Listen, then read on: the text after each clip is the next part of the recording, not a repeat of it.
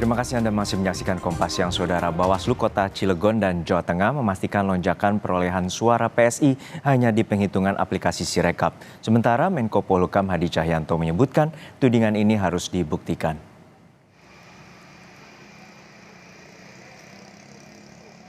Bawaslu Kota Cilegon, Banten memastikan dari hasil rekapitulasi manual tak ada perbedaan perolehan suara untuk PSI di TPS 04 Bulakan. Bawaslu mengaku telah menindaklanjuti soal dugaan penggelembungan suara PSI.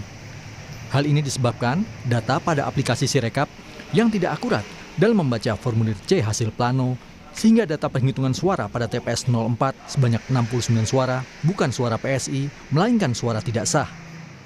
Suara PSI sendiri terhitung di TPS tersebut hanya 1 suara. Bawaslu Kota Cilegon memastikan rekapitulasi suara berjenjang secara manual yang dilakukan dari tingkat kecamatan hingga tingkat kota telah selesai dilakukan.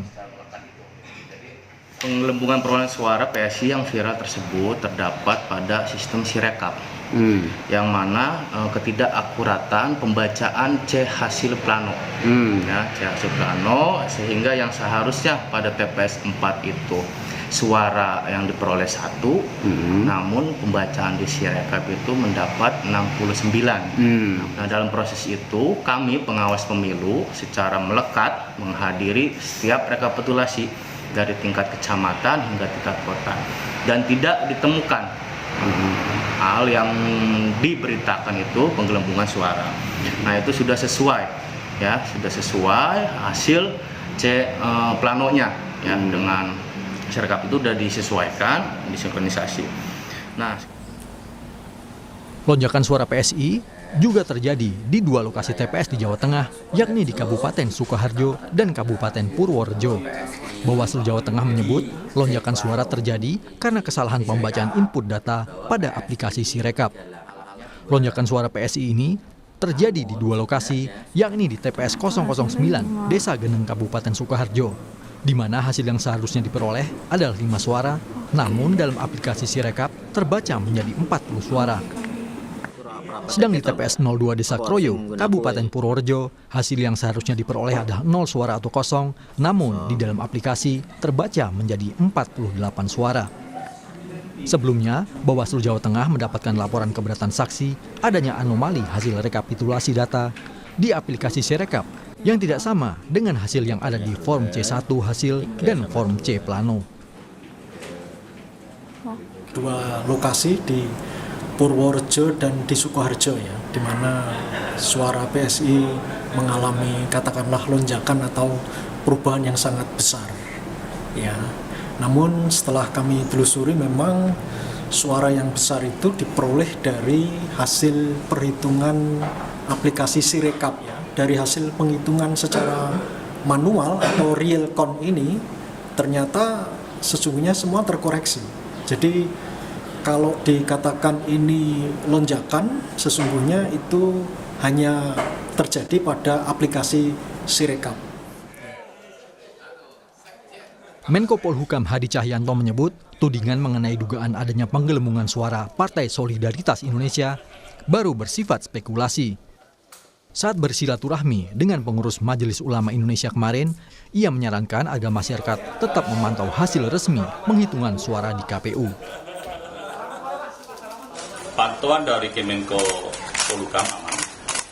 Kemudian kita juga akan menunggu pengumuman tanggal 20 Maret nanti.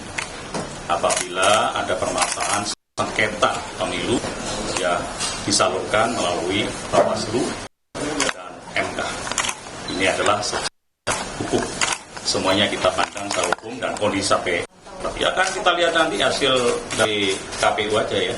Ya kan ini hanya spekulasi dulu, dan berita-berita itu juga ya kita dengar. Kita lihat nanti hasilnya dari KPU. Sebelum anomali suara PSI besutan Kaisang Pangarep, yang juga putra Presiden Joko Widodo, aplikasi Sirekap juga sebelumnya memicu kontroversi dalam perhitungan suara Pilpres. KPU menyebut terdapat 154.541 TPS yang mengalami kesalahan pembacaan namun telah diperbaiki. Tim Liputan Kompas TV.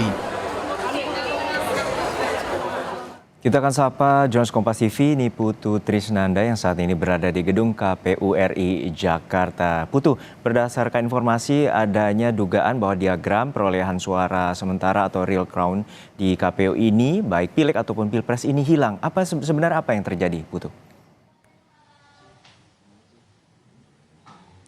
Ya, selamat siang Juno dan juga saudara. Sampai dengan saat ini memang kalau kita lihat bagaimana situs si rekap dari KPU RI ini memang tidak menunjukkan diagram ataupun juga data tertentu karena memang ada kebijakan dari KPU yang karena beberapa waktu ini situs Sirekap ini selalu menimbulkan perdebatan publik begitu ya akan hasil C1 yang tidak sesuai dengan hasil pemindaian yang kemudian dihitung ataupun juga dijadikan dalam satu grafik diagram proses hasil penghitungan suara, sehingga kebijakan dari KPU adalah tidak lagi menunjukkan diagram, tidak menunjukkan hal-hal tersebut, tetapi lebih menunjukkan ataupun juga masyarakat ini hanya bisa mengakses hasil C1 plano yang kemudian ini sudah dianggap lebih firm perhitungannya karena ini merupakan data yang sudah dihitung oleh PPK atau panitia penyelenggara yang kemudian nantinya akan dilampirkan dalam formulir D yang juga nanti akan dihitung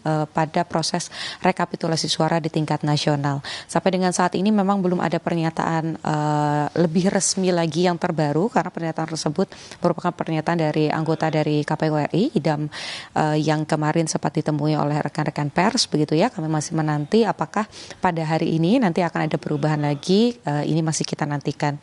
Dan Juno, untuk sekedar informasi sampai dengan hari ini memang untuk di hari Rabu sendiri, KPU RI ini tidak menyelenggarakan rapat pleno penghitungan ataupun rekapitulasi suara di tingkat nasional karena kalau kita lihat dari 128 PPLN atau pemilih luar negeri ini sudah direkapitulasi, tinggal satu lagi Kuala Lumpur nanti yang akan menyelenggarakan pemungutan suara ulang atau PSU pada tanggal 9 dan juga 10 Maret 2024. Sementara untuk di tingkat dalam negeri sendiri karena memang masih dalam proses penghitungan di tingkat provinsi. Jadi tadi saya sempat mencoba mengkonfirmasi kepada pihak komisioner dari KPU RI, targetnya pada tanggal 11 Maret 2024 ini penghitungan atau rekapitulasi suara di tingkat dari provinsi naik ke nasional dalam negeri ya, ini akan kembali dimulai. Karena sampai dengan saat ini yang untuk provinsi dari 38 baru 2 yang dinyatakan selesai proses penghitungannya, ya ini ada Kalimantan Tengah atau Kalteng dan juga selesai yang sudah sudah siap begitu ya untuk lakukan rekapitulasi di tingkat nasional. Sementara 36 lainnya ini masih belum karena masih ada perdebatan juga di tingkat provinsi, ada saksi yang tidak mau menandatangani hasil, kemudian juga ada beberapa PPK yang memicu perdebatan begitu sehingga proses penghitungannya ini diulang kembali supaya nanti saksi-saksi baik itu dari calon presiden, pasangan calon presiden dan juga wakil presiden ataupun juga di tingkat legislatif dan DPD ini semuanya setuju sehingga bisa naik ke tingkat nasional. Sementara untuk PPLN sendiri dari 127 negara begitu ya pemilih luar negeri yang sudah dilakukan rekapitulasi dari tanggal 28 Februari sampai dengan 4 Maret 2024 ini hasilnya memang Prabowo Gibran unggul. Kalau lihat dari proses penghitungan suara yang selesai pada tanggal 4 Maret 2024 di mana Prabowo Gibran total mendapatkan 421.605 suara, sementara Anies Muhaimin mendapatkan 120.085 suara dan Ganjar Mahfud ini mendapatkan 117.351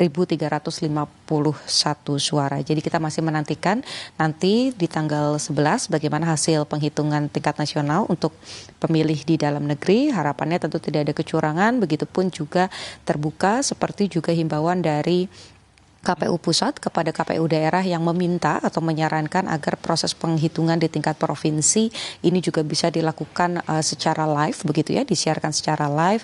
Jadi masyarakat ini juga bisa memantau, mengikuti, mengawal agar tidak ada kecurangan apalagi ada kecurigaan penggelembungan suara untuk salah satu partai ataupun juga pasangan calon. Juno.